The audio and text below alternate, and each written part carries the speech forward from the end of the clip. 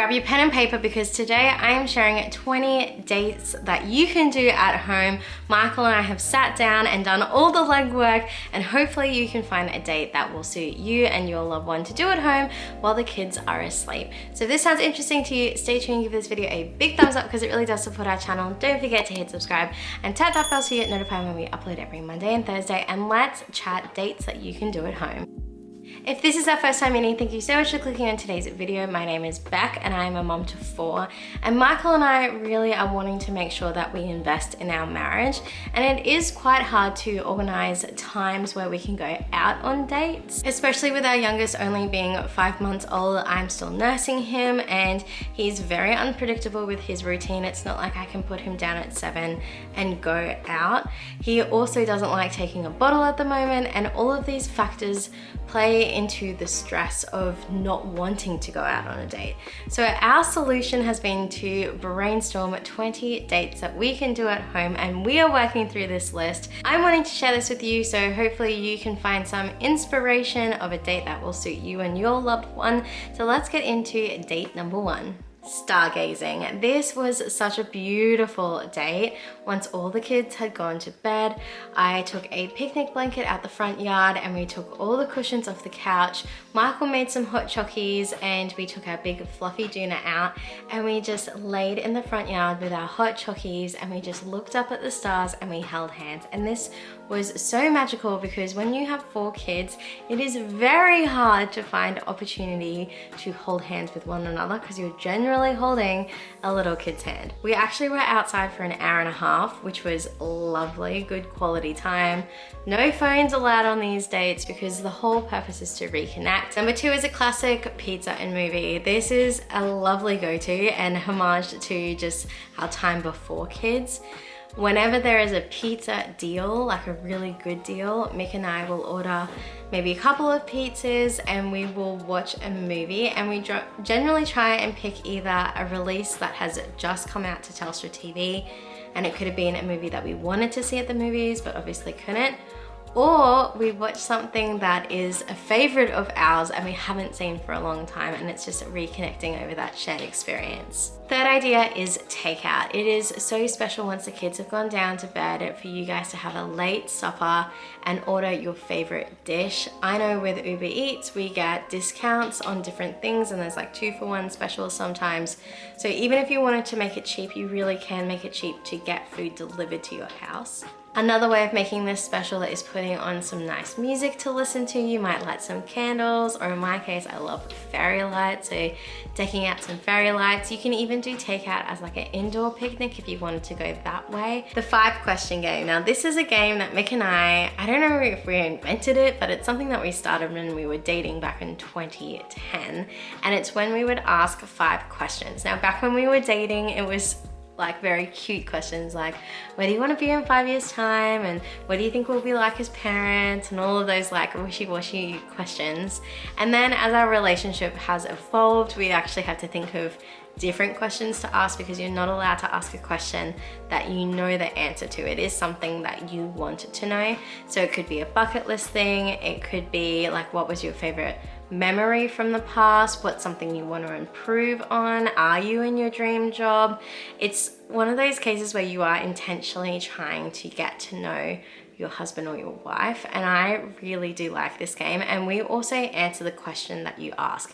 So say if I asked Michael, what animal do you think best describes how you're feeling in this current season of life? And then he says his animal and tells me why. And then I then have to tell him what my response is as well. So that way you kind of are answering 10 questions, but it's a really fun game. Number 5 is a classic, and that is board games or card games. There are a lot of games that we have collected that are 2-player. We know how tricky it can be when it's just the 2 of you to have a good quality game that can be 2. Our go-tos are Keys to the Castle, King Domino. We've even done Code Names as a 2-player one. We also like playing Gin Rummy. We played that while we were waiting for Edmund to arrive in hospital. It's just one of these things where it's great to just get something out and you don't even have to be talking to one another, but you're just spending quality time with each other. And if conversation just so happens to naturally flow, it's kind of like a good icebreaker if you don't want to like be staring at someone face to face. Number 6 may seem corny, but I really appreciated this. We actually did this back in, I think it was 2020, and I said to Michael I'd really like to do it again now that it's 2 years on. And since then we've had another bub and our family has changed in the dynamics. We've grown in our careers and all of those sorts of things. And that is 10 things I love about you. So what we did was actually trace our hands on a piece of A4 paper, and in each finger we wrote down what we loved about that person. And it was just a really great experience, and we've kept ours from 2020 to just reflect on. And like if you're having a bad day, as a words of affirmation person, I love reading mine and just reflecting on like Michael's loving words towards me. And it also helps you if you're in one of those funks to appreciate your husband or your wife. Number 7 is mindfulness coloring in. There are many a times where Mick and I will just sit down with a cup of tea, coffee or hot chocolate, and Mick will either print something off or I'll use one of my mindfulness coloring in books and share it with Mick, and we just sit and we color. And there is something so lovely in bringing color into your life and seeing something get completed and sharing in that. And once again, it's an activity where you're doing a shared experience and conversation will naturally overflow rather than the pressure to actually sit down and chat with each other. I really do love just sitting down and coloring in with Mick. We see our kids do it all the time and it really is therapeutic. Number 8 is tapas. There is something absolutely amazing about just getting little snacks and putting it out to just graze on.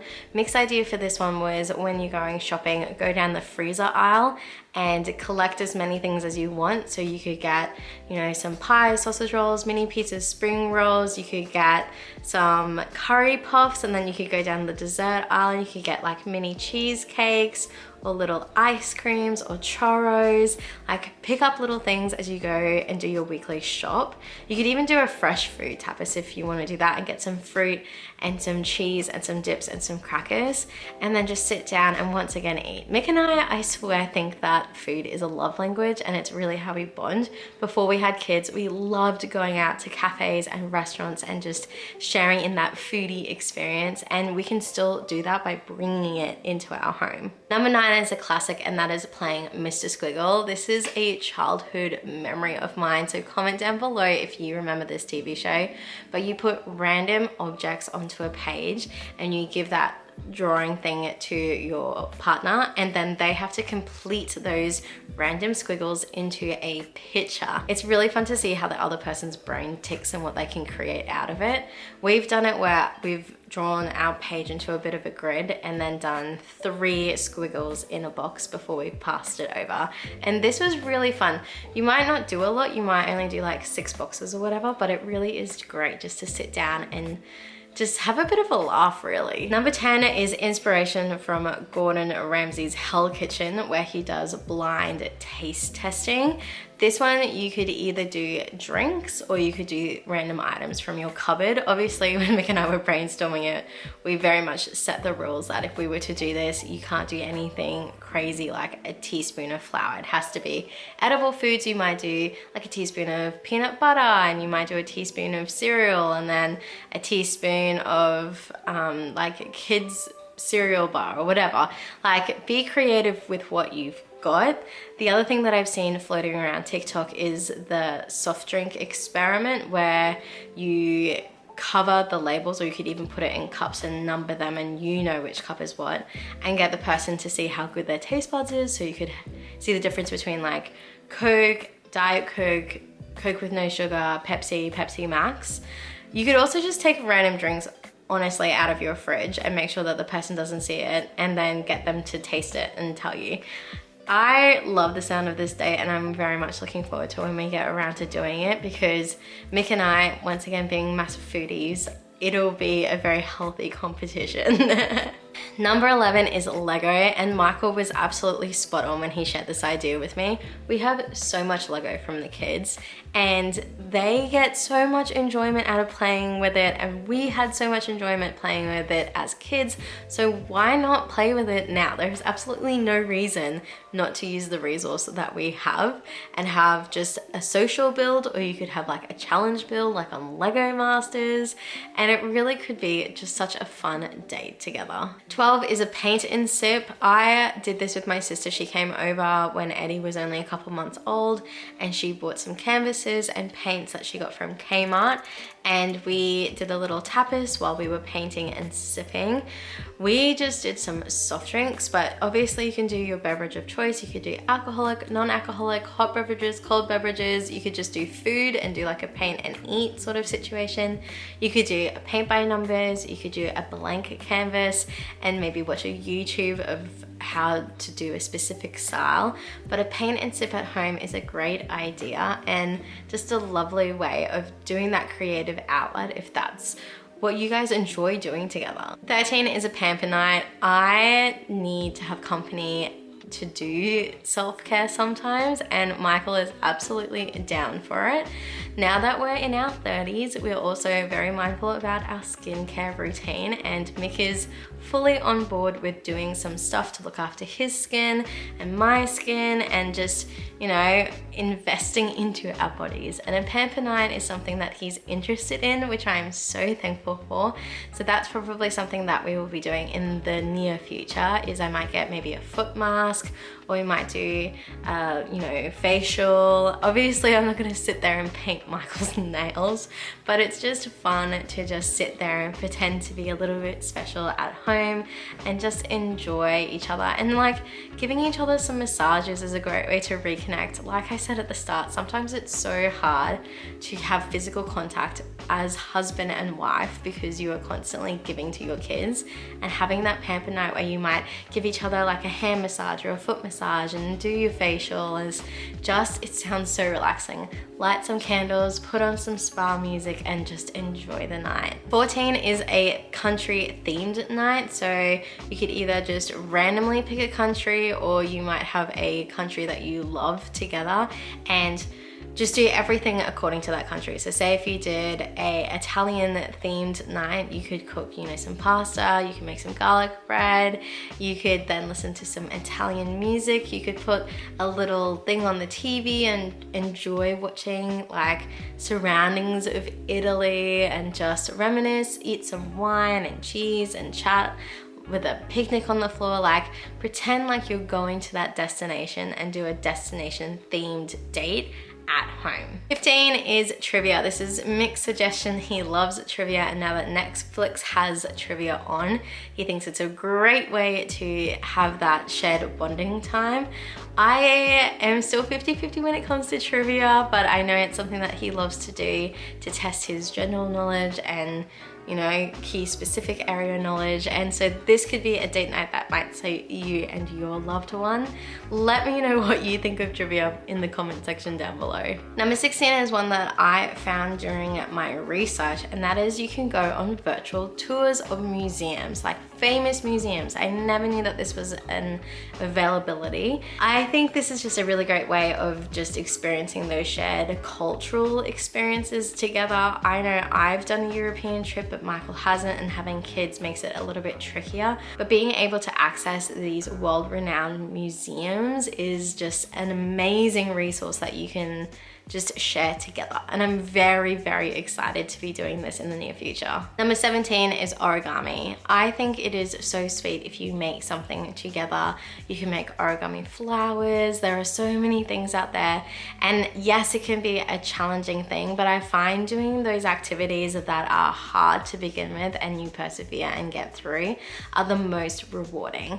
And origami night at home with Mick just sounds so cool. And I would be very proud to give him something that I've made, and I know I will cherish what he makes me too. Number 18 is the lip reading game. Get some noise cancelling headphones in, or like your over-ear ones that you just can't hear anything except for your music. Have a couple of lines that you write down without the other person knowing and see if they can read your lips. This would be a great way if you had something special to share with your loved one, to share them this way. Otherwise, this is just a really funny game. I love watching videos of people doing lip reading challenges. Number 19 is an idea that we are actually doing this week, and it's baking a dessert and then enjoying it together. So we're going to be baking a cake, and I'm really excited because this is one of my childhood favorite cakes, and I finally found a recipe that is gluten-free and dairy-free. So we will be baking a cake together, you know, chatting while it bakes. Number 20 is taking a personality test, or like your love language test. How well do you actually know your husband or wife? Is it something that you've kind of lost track? Have you guys changed and evolved and there are things that you don't know about them? The one thing that I love about my relationship with Michael is that we are continually being studious of each other. We're learning about each other, we're figuring each other out, and we're going to be doing this until the day we die, because we are constantly changing with every season we go through, with every hardship we learn from.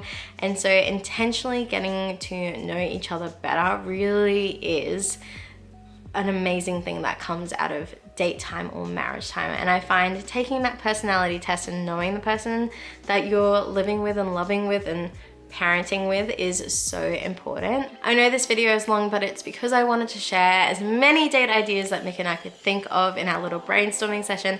I hope that you have found this helpful. Please comment down below which dates stood out to you the most, and share any dates that you enjoy doing at home. As always, please give this video a big thumbs up because it really does support my channel. Don't forget to hit subscribe and tap that bell so you get notified when we upload every Monday and Thursday, because this parenting gig doesn't come with a rule book, we only have each other. And I'll see you in my next video. Bye.